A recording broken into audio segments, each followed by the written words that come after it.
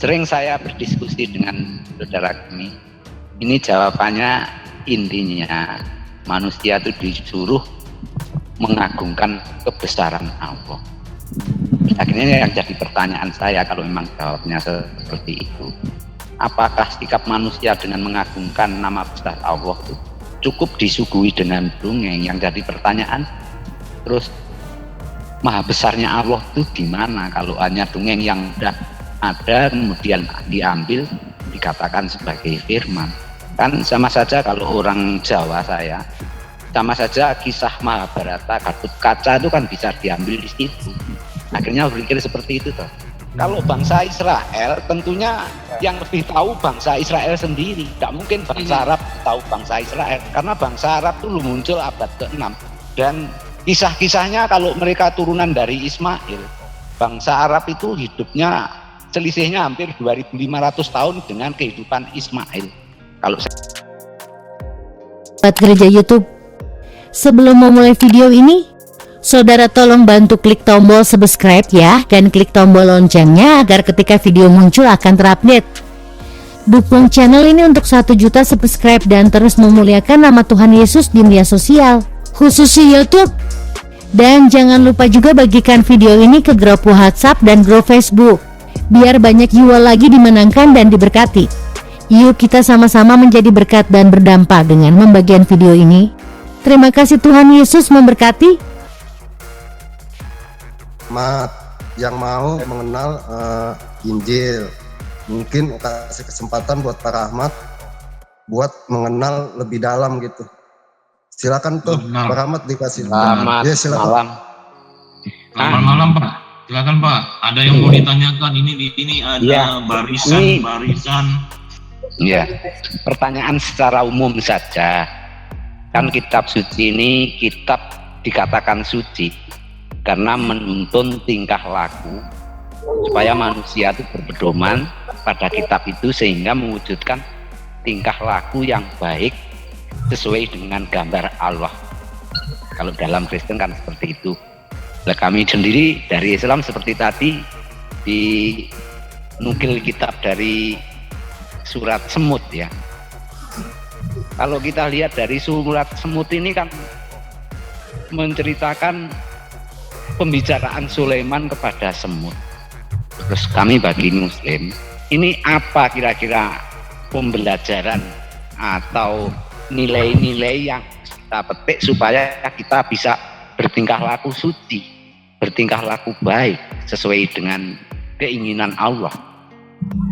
Ini pertanyaan untuk semua, barangkali nanti ada saudaraku atau saudara Kristen yang bisa menjawab.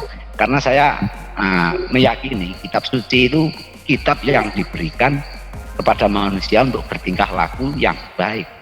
Terus kalau ceritanya ini cerita semacam dongeng, terus apa yang mesti saya imani? Yang seperti yang saya teladani harus seperti apa?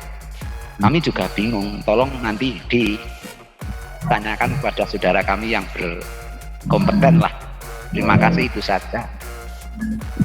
Saya tanya dulu, yang mau ditampilin adalah surat Semut ya Pak? Iya.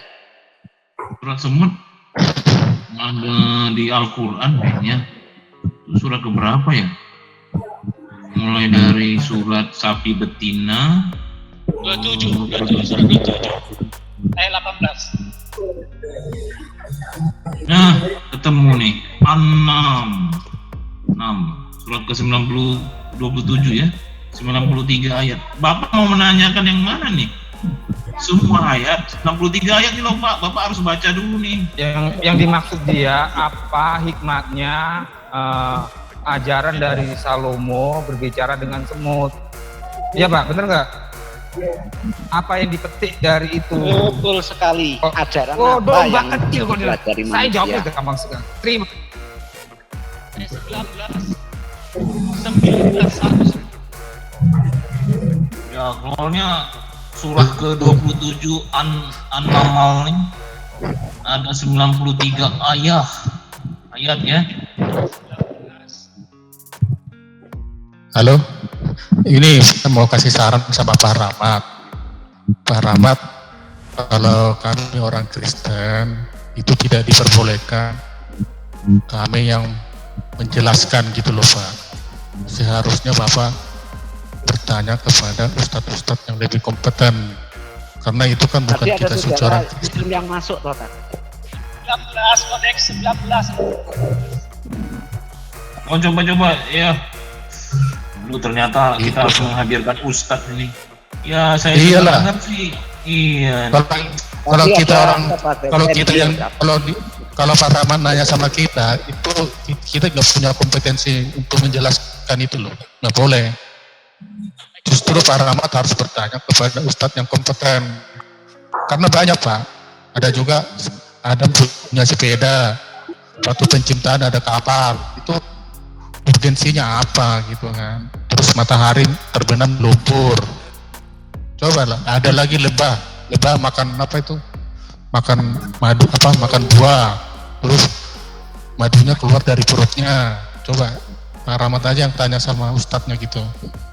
Jadi Kalau kamu sepengetahuan hasil pertanyaan saya itu menunjukkan manusia itu harus mengakui kebesaran Allah. Apakah, nah akhirnya ditanyakan kan, nanti barangkali ada saudara kami yang masuk, apa kebesaran Allah itu cukup dengan disuguhkan seperti dongeng-dongeng seperti itu?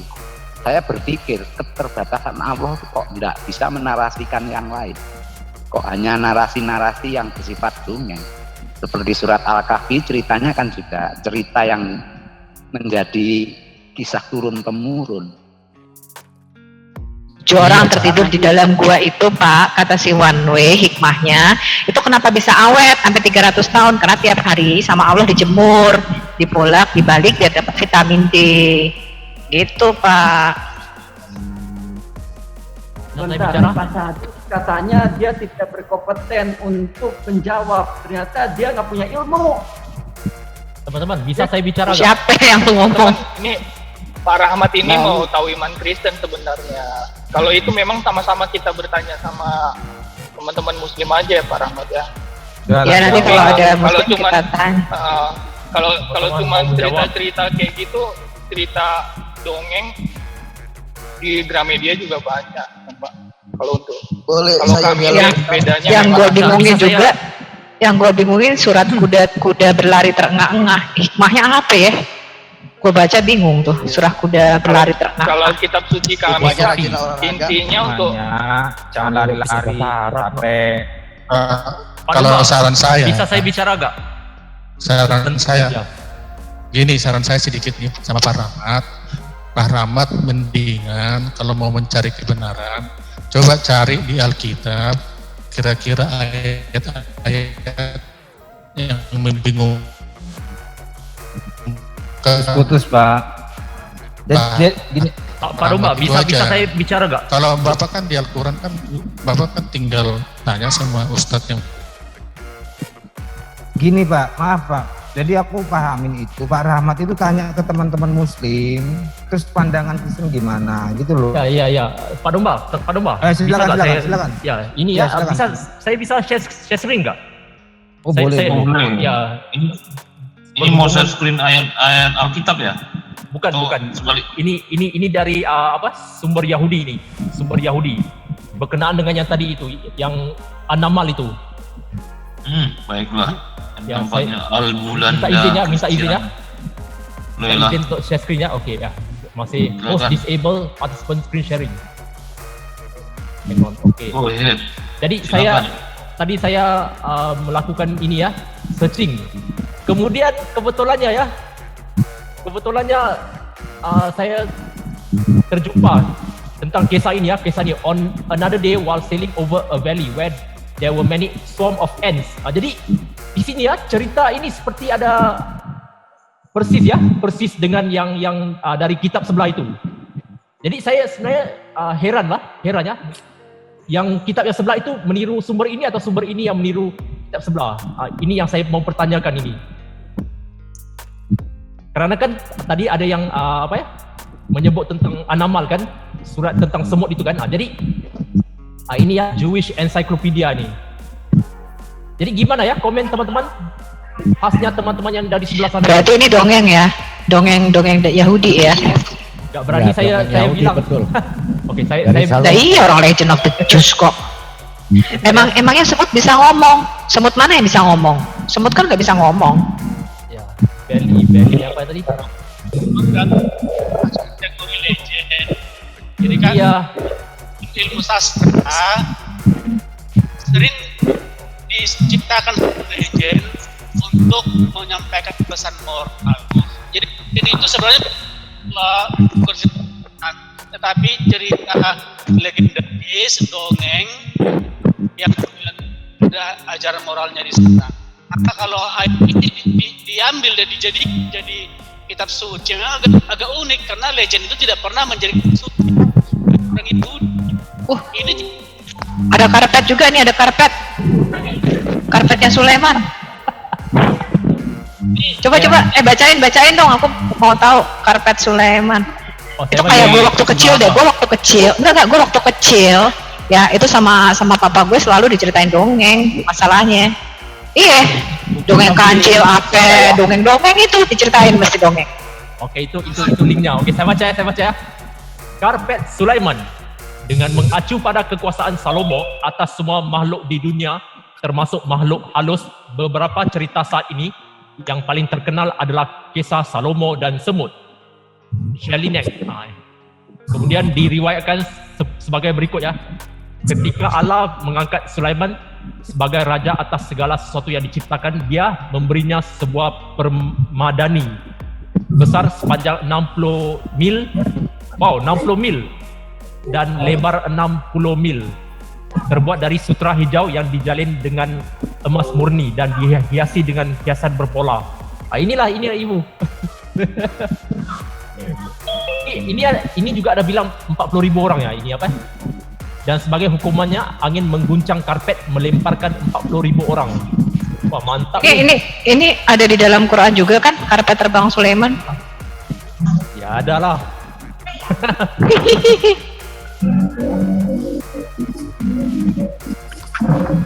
Ya. Wah, karpetnya bisa terbang. Linknya udah dikasih ya, bisa cari sendiri ya. Nah, sekarang dari Pak Rahmat apa yang mau ditanyakan? Silakan. Jangan-jangan cerita Aladin itu cerita Sulaiman. Ayo Pak Rahmat, semangat Pak Rahmat, yang lu buka aja. Iya ya. Aladin sama Sulaiman tuan mana? Begini, Tuan Sulaiman kan? sering saya berdiskusi dengan saudara kami. Ini jawabannya intinya manusia itu disuruh mengagungkan kebesaran Allah. Akhirnya yang jadi pertanyaan saya kalau memang jawabnya seperti itu, apakah sikap manusia dengan mengagungkan nama besar Allah itu cukup disuguhi dengan dongeng? Yang jadi pertanyaan, terus maha besarnya Allah itu di mana kalau hanya dongeng yang sudah ada kemudian diambil dikatakan sebagai firman? Kan sama saja kalau orang Jawa saya, sama saja kisah Mahabharata, Gatut Kaca itu kan bisa diambil di situ. Akhirnya berpikir seperti itu toh. Kalau memang itu ini, Pak, Aladin itu terdiri dari dua pemanggalan kata, Allah dan din. Allah itu apa artinya, din itu apa artinya? Coba dijelaskan.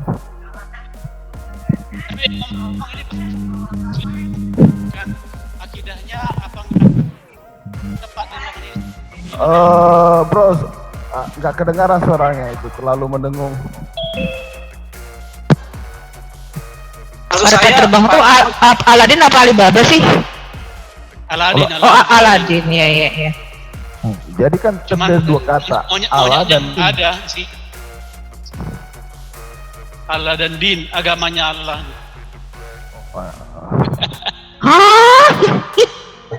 A whole new world gitu ya. Aladin sama Putri Jasmine. Aladin bukan Polemikus Ituaria yang apa yang debat sama Ibu Sofia Tolu itu ya? Iya betul. Pak Rahmat, saya sebenarnya bingung ya. Setahu saya, yang saya tahu ya, semut itu nggak bisa mengeluarkan suara. Jadi dari mana ya Sulaiman itu bisa mendengar apa semut berbicara? Ya Pak Rahmat, adakah ini mujizat?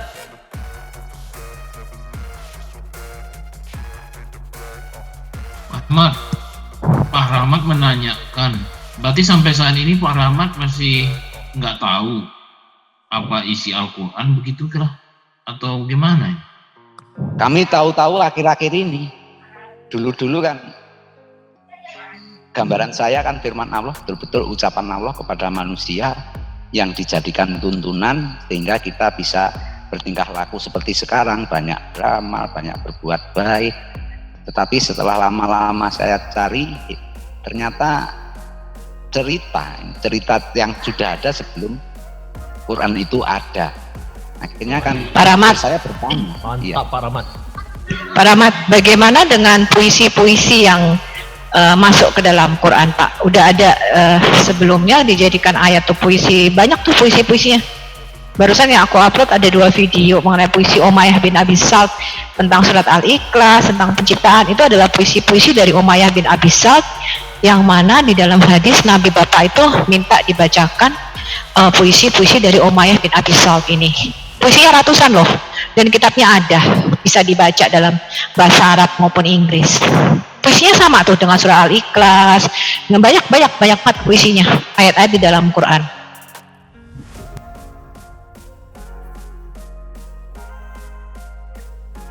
Bagaimana tuh Pak Rahmat?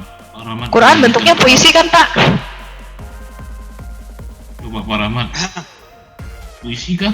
Saya boleh berkomentar satu pandangan Pak Rahmat tadi itu. Mengapa disebut kitab suci? Jadi kitab suci disebut kitab suci atau kudus karena kitab itu dikhususkan berbicara tentang Allah dan rencana Allah bagi manusia. Jadi kitab suci bukan hanya sekedar buku tuntunan tingkah laku. Kalau soal tingkah laku jadi baik, orang tak perlu bertuhan, tak perlu beragama, banyak orang baik. Ya, karena dalam diri manusia itu hati nurani manusia yang kita percaya juga, walaupun orang nggak percaya sama Tuhan, tetapi hati nurani manusia itu, roh manusia itu selalu ingin berbuat yang baik. Oleh karena kelemahan-kelemahan tertentu dia mungkin akhirnya jahat. Jadi kitab suci itu tidak melulu tentang mengatur tingkah laku manusia. Itu sebabnya dalam Alkitab Kristen, Bapak tidak akan menemukan aturan-aturan syariah yang menetapkan manusia makan harus pakai tangan kanan, daerah harus pakai 7 batu, ya toh, masuk kamar mandi harus pakai kaki kanan, harus untuk menjadi orang bersih, orang tidak perlu harus jadi beragam itu dulu, ya toh. Orang bersih apa orang kafir sana dibanding dengan orang yang masih masyarakat berkembang, gitu. Jadi itu satu, faham itu tidak benar. Ya.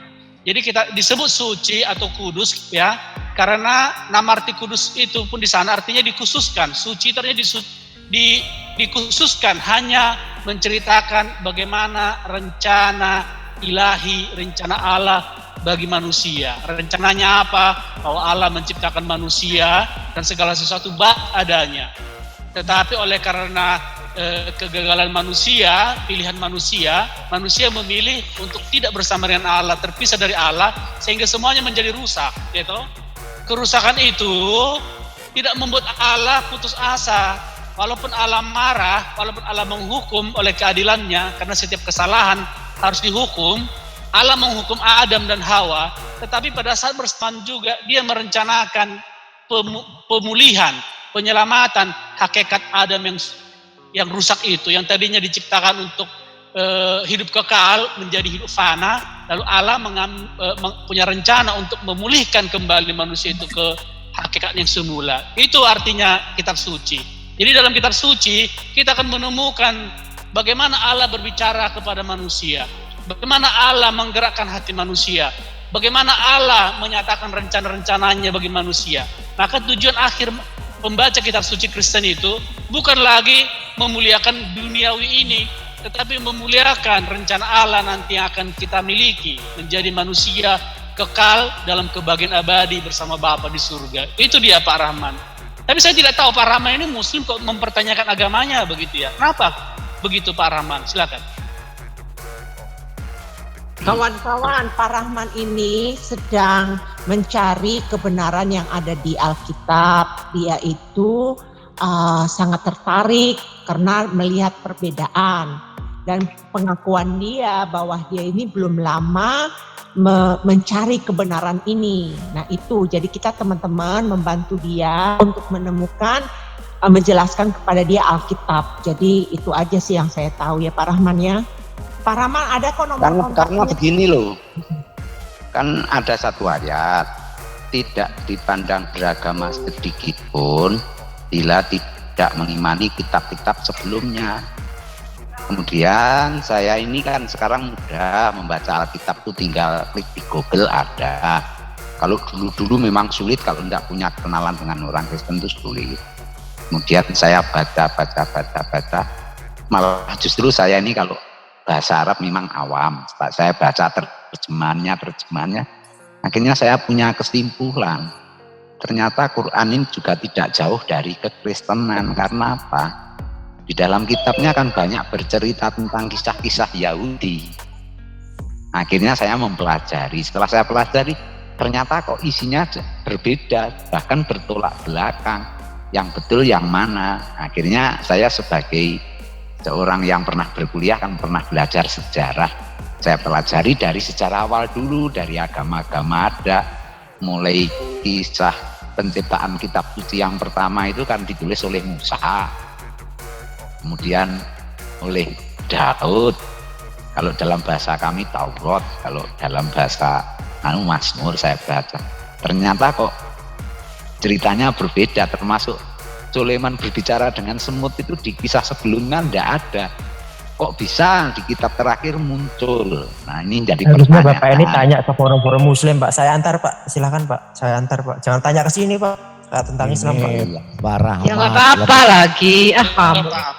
Jangan murtad rugi Pak. Kalau Pak Rahmat sudah dapat hidayah, Pak Rahmat lebih baik menentukan ikut yang mana, ikut keselamatan atau ikut yang kan di room ini kan fair, tidak ada yang ditutup-tutupi. Barangkali ada yang ditutupi. Nggak ada Pak. Semua terbuka.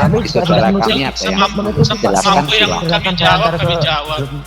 Forum Muslim Pak. Ya silakan saudara kami. Pak Sandi, saya mau bertanya ya. Pak Sandi, saya mau bertanya ya. Kalau kita berdiskusi di forum Muslim, apakah jaminannya forum Muslim itu jujur, telus, transparan? Ada jaminan nggak Pak?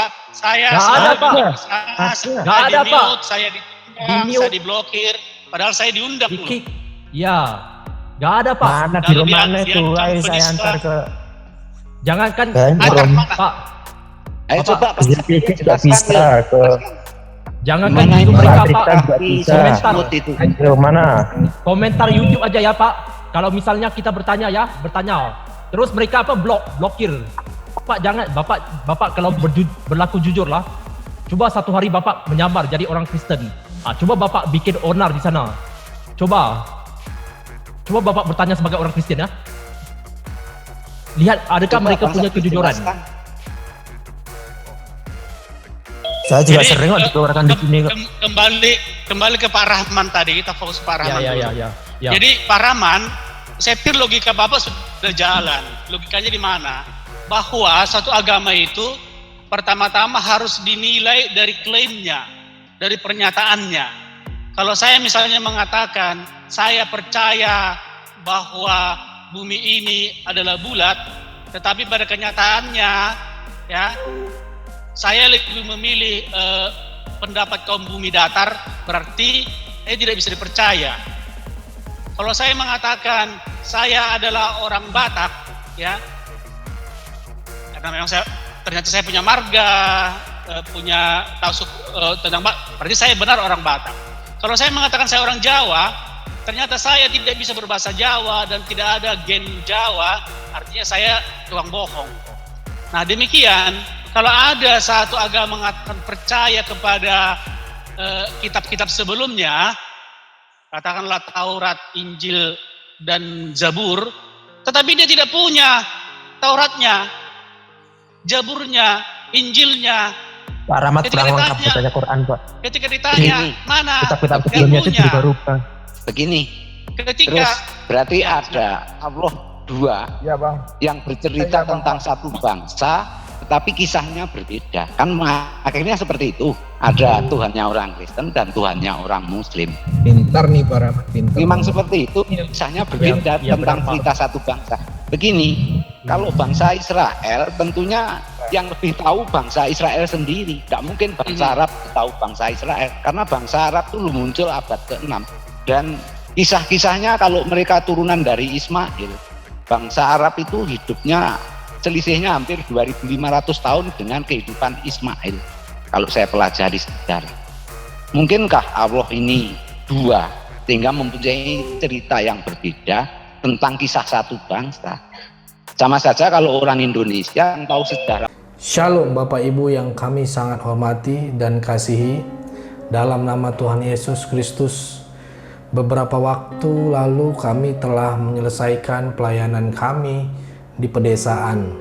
Kami membuat satu terobosan untuk membuat mobil ambulan gitu ya, untuk transportasi. Di sana kami memang sangat melihat di sana kebutuhan transportasi di desa tersebut. Selain jalannya yang jauh dan curam, terkadang kalau ada peristiwa malam hari atau ibu hamil, mereka kasihan, bingung mau diangkut pakai apa. Maka dari itu kita putuskan bersama tim untuk menggunakan channel gereja YouTube ini untuk rekan-rekan subscriber bila ingin mengambil bagian untuk pelayanan ini bisa berbagi di rekening yang tertera di atas. Ayo ambil bagian. Kami perkirakan habis sekitar 130 juta karena untuk membeli mobil dan dekorasi ambulan tersebut, apalagi ditaruh oksigen, peralatan oksigen dan lain-lain. Kami memohon dukungan doa, dana dari Bapak Ibu, saudara-saudari penonton gereja YouTube, orang-orang baik yang rindu berdonasi dalam melakukan atau mengirimkan di nomor rekening yang tertera di bawah ini. Kami berharap Tuhan akan menolong kami dan mencukupkan kebutuhan untuk pelayanan ini. Terima kasih, doa kami selalu menyertai saudara dan pelayanan kita bersama ini. Tuhan Yesus memberkati kita semua. Haleluya.